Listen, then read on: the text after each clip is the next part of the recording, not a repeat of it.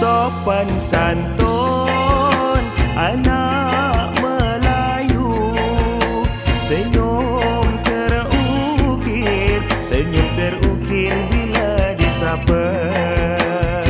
Dalam pantun ku kirim rindu, rindu mengalir di dalam kata.